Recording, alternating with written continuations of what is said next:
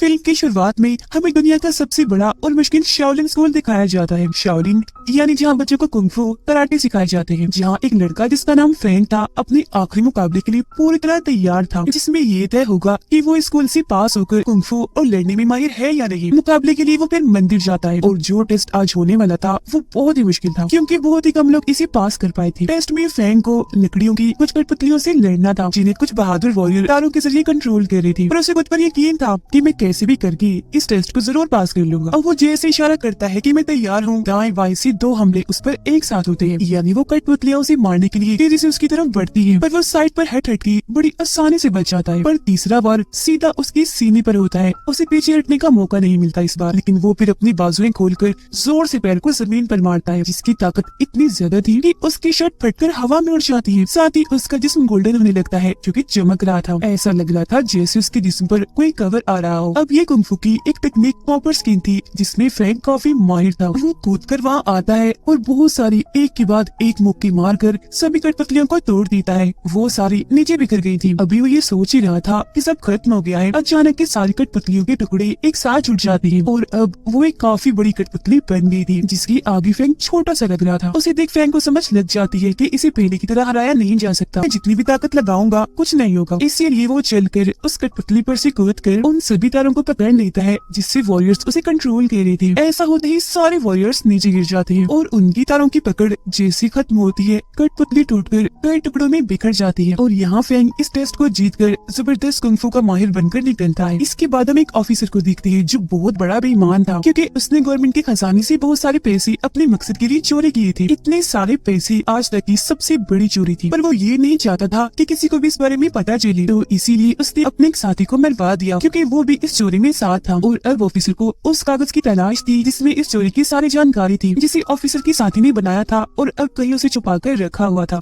उधर फ्रैंक गांव आकर अपनी बचपन की दोस्त से मिलता है। उनकी एक और दोस्त भी थी जिसका नाम रोंग था। अब ये दोनों जब रोंग से मिलने जा रही थी तो रास्ते में एक फाइटर को देखते हैं जो काफी लंबा चौड़ा बहादुर आदमी, लड़ने में काफी माहिर था। वो एक आदमी को मार रहा होता है। उस आदमी को बचाने के लिए फ्रैंक उस पर हमला कर देता है, पर वो इतना ताकतवर था कि एक ही मुक्की से फ्रैंक को दूर करता है और वो गोल गोल घूमकर जोर से नीचे गिरता है, जिससे वो समझ गया था कि ये फाइटर कोई आम तो नहीं है, बल्कि इसे हराना काफी मुश्किल है। ये फाइटर दरअसल ऑफिसर के लिए ही काम करता था। अब फाइटर जिस काम के लिए यहाँ आया था, क्योंकि वो नहीं हुआ, इसीलिए अपने घोड़े पर बैठकर वो यहाँ से चला जाता है। फ्रैंक भी घोड़े पर बैठकर उसका पीछा करता है और अभी लोग बाजार के बिल्कुल बीचों बीच आकर खड़े हो गई थी। अब इससे पहले कि वो लड़ाई करती, बड़े अलग अंदाज में फ्रैंक की मॉम यहाँ आ जाती है। वो कान से फ्रैंक को पकड़कर घर ले जाती है ताकि वो लड़ाई झगड़ों में ना पड़े। वो पहले तो उसकी पिटाई करती है और यही कैद करके बाहर जाने से मना करती है, पर फ्रैंक कहाँ घर में आराम से बैठने वाला था। जैसे उसे मौका मिलता है चुपके से वो यहाँ से भागने लगता है। वो कपड़े पहन ही रहा था कि तभी उसे अपनी पड़ोसी दिखती है, जो उसे देखती है चीख मार देती है। अब इससे पहले कि फ्रैंक उससे पूछता कि तुम यहाँ क्या कर रही हो, वो लड़की बहुत सारे सिपाहियों को यहाँ आता हुआ देखती है, फौरन छुप जाती है। सिपाही फ्रैंक के पास आकर उससे पूछते हैं, हाँ लड़की बताओ, किसी लड़की को देखा है इधर? पर फ्रैंक लड़की की जान बचाने के लिए झूठ बोल देता है कि नहीं नहीं भाई, मैंने तो किसी को नहीं देखा, और उन्हें गलत रास्ता बता देता है। लड़की बाहर आकर फ्रैंक को कहती है, शुक्रिया शुक्रिया, तुमने मेरी जान बचाई। तभी इधर रोंग और फ्रैंक का दोस्त भी आ गई थी। रोंग जब दोनों को साथ देखती है तो दुखी होते हुए फ्रैंक के दोस्त को कहती है, देखो जरा ये लड़की मेरे बचपन की दोस्त के साथ खड़ी है, जिसका मतलब है कि इन दोनों के बीच जरूर कुछ न कुछ तो है। अब बेचारी झेलते हुए नाराज होकर वहाँ से चली जाती है, पर फ्रैंक भी उसे समझाने के लिए पीछे पीछे चला जाता है। फ्रैंक का दोस्त जब जा रहा था तो एक सिपाही उसे रोक लेता है और एक आदमी की तस्वीर दिखाकर उसके बारे में पूछता है कि क्या तुम इस आदमी के बारे में जानते हो, कहाँ मिलेगा ये? और वो तस्वीर रोंग के डैड की थी, इसीलिए वो छुपाता है और इनकार करता है कि मैं नहीं जानता। घर आकर उसका दोस्त ये सारी बात रोंग को बताता है कि कुछ सिपाही तुम्हारे डैड को ढूंढ रहे हैं। जिस पर वो कहती है, भाई क्यों, ऐसे कैसे पकड़ लेंगे मेरे डैड को?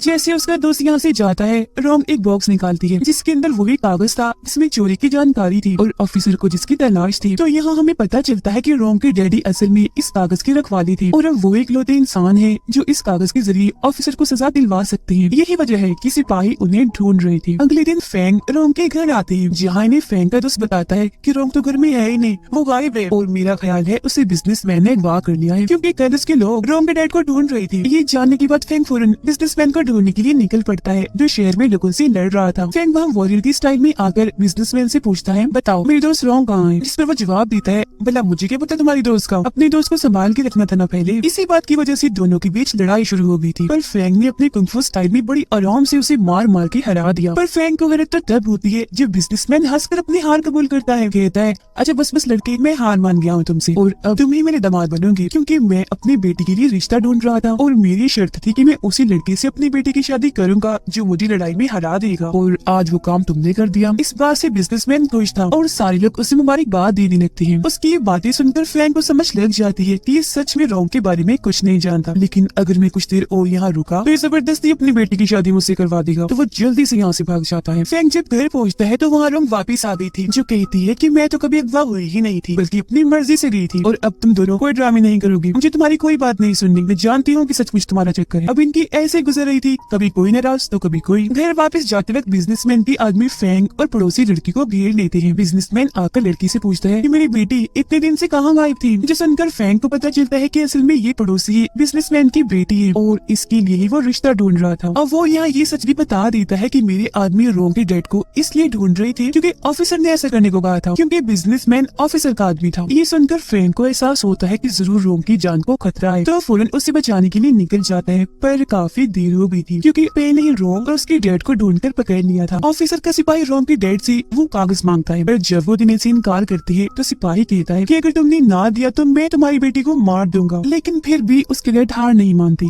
और अकेले उनसे लड़ने के लिए तैयार हो जाती है। मगर बहुत जल्द उन्हें एहसास हो जाता है कि मैं अकेला इतने सारे लोगों का सामना नहीं कर सकता, तो उन्होंने उस कागज और अपनी बेटी की जान बचाने के लिए खुद की कुर्बानी दे दी, तलवार से अपना गला काट लिया। तभी इधर फेंग आ जाता है। इससे पहले वो रोंग के डेड को बचाता काफी देर हो चुकी थी क्योंकि वो मर गए थे। सारे सिपाही फेंग को देखते उस पर हमला कर देते हैं, पर वो आते ही सबको मारने लगता है, किसी को मुक्का मारकर किसी को कोनी मारकर दूर फेंकता जा रहा था। तो इसीलिए बचे हुए सिपाही रोंग की गले पर चाकू रख के वहाँ से निकल गए थे। उधर जब ऑफिसर को पता चलता है कि मेरी मिशन में फेंग रुकावट बनकर आ गया था और मेरे सिपाहियों ने वो कागज हासिल नहीं किया, तो वो फाइटर को बुलाता है और उन्हें हुक्म देता है कि कैसे भी करके फेंग को मारकर वो कागज मुझे ला कर दो। अब फाइटर को ये चीज अच्छी तो नहीं लगती, पर उसे ऑफिसर के सामने झुकना ही पड़ता है। फेंग को एक खत मिलता है जिस पर लिखा हुआ था कि रात होने तक वो कागज लेकर एक जगह पर आ जाओ, और अगर तुम ना आए, ऐसा ना किया तो हम रोंग को मार देंगे। रात को कागज लेकर फेंग बताई हुई जगह पर पहुंच जाता है। वो आराम से कागज सिपाही के हवाले कर देता है, जिससे सब हैरान थे कि इसने लड़े बगैर इतनी आसानी से कागज दे दिया। और अब जैसे सिपाहियों से खोलता है तो पता चलता है कि ये कागज तो नकली है। इसी के साथ फिर इधर फेंग और फाइटर के बीच लड़ाई शुरू हो जाती है। लड़ाई में ही फाइटर के डेड फेंग पर जहरीला पाउडर डाल देते हैं, जिससे उसकी शक्तियाँ तो काफी हद तक कम होती ही है, पर फाइटर के डेड भी काफी जख्मी हो गई थी।